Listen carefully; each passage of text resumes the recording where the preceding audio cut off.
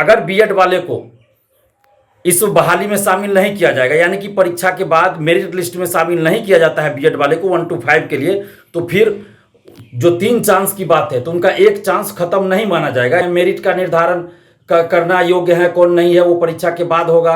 NCT का क्या guideline होगा, बिहार सरकार का क्या गाइडलाइन होगा, उसके अनुसार वो काम करेंगे। तो वो बिहार सरकार पे अपना पल्ला झाड़ रहे हैं। और आखिर बिहार सरकार और शिक्षा विभाग चुप्पी क्यों साधे हुई है? शिक्षा विभाग को कुछ तो स्पष्ट करना चाहिए ना इस मामले में कि क्या होगा नहीं होगा, शिक्षा विभाग क्या कर रहा है नहीं कर रहा है, कुछ स्पष्ट करना चाहिए। लेकिन बीपीएससी के चेयरमैन साहब सुप्रीम कोर्ट के आदेश का बात करते हैं कि सुप्रीम कोर्ट का जो आदेश है उसके आधार पे हम परीक्षा लेंगे, परीक्षा रोक भी नहीं सकते हैं। लेकिन बिहार सरकार, शिक्षा विभाग क्यों चुप्पी साधे हुए है? बीपीएससी चेयरमैन साहब ने 2 बातें जो महत्वपूर्ण बताई कि निगेटिव मार्किंग नहीं लागू होगा इसमें, और बीएड और डीएलएड जो दोनों कोर्स किए हैं। नमस्कार दोस्तों, मैं दिलीप कुमार। दोस्तों, आज बीपीएससी के चेयरमैन अतुल प्रसाद सर ने प्रेस कॉन्फ्रेंस करके शिक्षक बहाली से संबंधित कई महत्वपूर्ण जानकारियां दी हैं, जिसमें एक महत्वपूर्ण जानकारी ये है कि इसमें निगेटिव मार्किंग लागू नहीं होगा। जैसा कि पहले से था कि निगेटिव मार्किंग रहेगा, लेकिन आज अतुल प्रसाद सर ने इस बात की घोषणा किया कि निगेटिव मार्किंग इस शिक्षक बहाली में लागू नहीं होगा। और इसके अलावा जो बीएड वाले हैं 1 to 5 में जिन्होंने फॉर्म भरा है और उनके पास अगर डीएलएड की भी योग्यता है, यानी कि बीएड और डीएलएड दोनों योग्यता है, लेकिन उन्हें फॉर्म में सिर्फ बीएड का जिक्र किया है, तो उनको परीक्षा के बाद मौका दिया जाएगा कि वो डीएलएड के बारे में भी जिक्र कर सके। तो ये 2 महत्वपूर्ण जानकारी है जो कि अभ्यर्थियों के लिए बहुत ही महत्वपूर्ण है। इसके अलावा जो बीएड का मामला चल रहा है, बीएड वर्सेस डीएलएड का, जो सुप्रीम कोर्ट का आदेश आया उसके बाद, तो इससे संबंधित बहुत सारी बातें उन्होंने बताई, सुप्रीम कोर्ट के आदेश का जिक्र किया उन्होंने।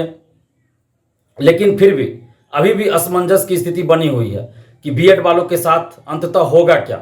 तो अभी भी असमंजस की स्थिति बनी हुई है। लेकिन मेरा व्यक्तिगत राय मेरी ये है कि आप लोग परीक्षा दीजिए, चूंकि परीक्षा हो रही है।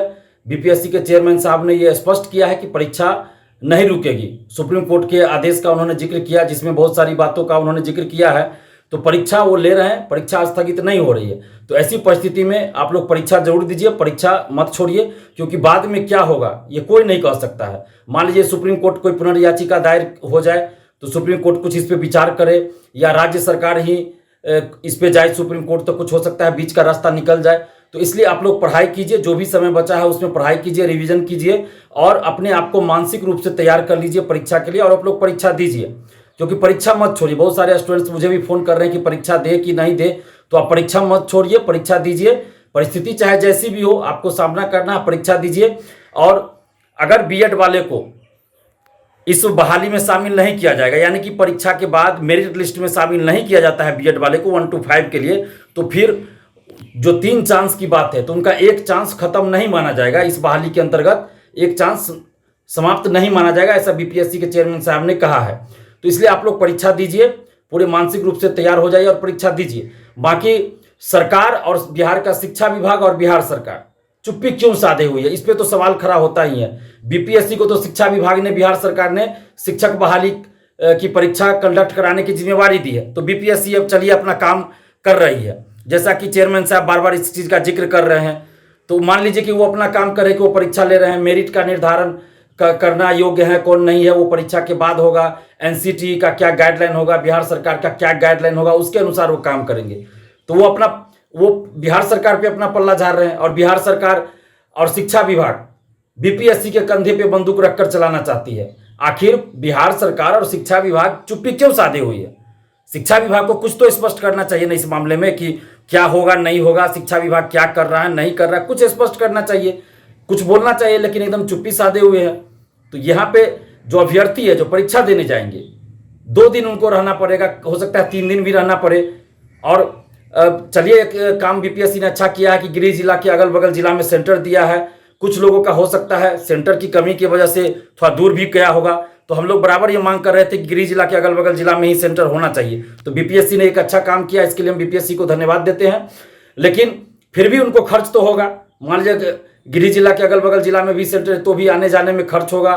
बहुत सारे अभ्यर्थी वहाँ रहकर परीक्षा देंगे, तो 1 दिन नहीं 2 दिन 3 दिन रहना पड़ेगा, उसमें उनको खर्च होगा, परेशानी होगा। तो अगर स्थिति पहले स्पष्ट हो जाती, पहले अगर बता दिया जाता कि क्या होगा नहीं होगा, तो ज़्यादा अच्छा होता। लेकिन बीपीएससी के चेयरमैन साहब सुप्रीम कोर्ट के आदेश का बात करते हैं कि सुप्रीम कोर्ट का जो आदेश है उसके आधार पे हम परीक्षा लेंगे, परीक्षा रोक भी नहीं सकते हैं। लेकिन बिहार सरकार, शिक्षा विभाग क्यों चुप्पी साधे हुए है? शिक्षा विभाग को तो कुछ बोलना चाहिए ना, शिक्षा विभाग को बोलना चाहिए, शिक्षा विभाग को बीच का कोई रास्ता निकालना चाहिए। लेकिन अभी जो भी है परिस्थिति है उसमें आप सभी परीक्षार्थियों से मैं यही आग्रह करेंगे कि आप मानसिक रूप से अपने आप को तैयार कर लीजिए और परीक्षा दीजिए, परीक्षा मत छोड़िए, क्योंकि बाद में क्या होगा ये कोई नहीं जानता है। हो सकता है सुप्रीम कोर्ट से ही बीच का कोई रास्ता निकल जाए, कुछ भी हो सकता है, ये तो कोई नहीं कह सकता। तो इसलिए आप लोग परीक्षा दीजिए, परीक्षा मत छोड़िए। बाकी हम सरकार से आग्रह कर रहे हैं, शिक्षा विभाग से आग्रह कर रहे हैं कि बीच का कोई रास्ता निकालें और परीक्षा से पहले अगर स्थिति स्पष्ट कर दे शिक्षा विभाग और बिहार सरकार तो ज़्यादा बेहतर होगा, परीक्षार्थियों के हित में होगा।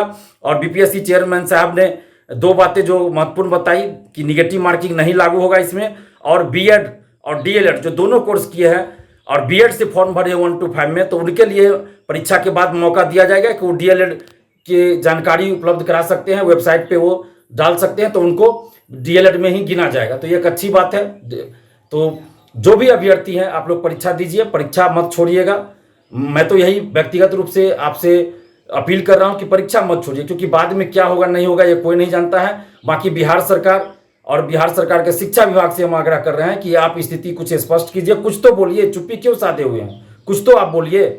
बीपीएससी के कंधे पे बंदूक रखकर मत चलाइए, आप कुछ तो बोलिए कि क्या आप करने जा रहे हैं, नहीं कर रहे हैं, कुछ बोलिए ताकि परीक्षार्थियों को थोड़ा सा विश्वास जगे। लेकिन एकदम चुप्पी साधे हुए बिहार सरकार और शिक्षा विभाग, तो शिक्षा विभाग से और बिहार सरकार से आग्रह कर रहे हैं, अपील कर रहे हैं कि कुछ बोलिए, बीच का रास्ता निकालिए ताकि अभ्यर्थियों के साथ न्याय हो। लाइव बिहार यूट्यूब पर सब्सक्राइब और फेसबुक पर लाइक जरूर करें।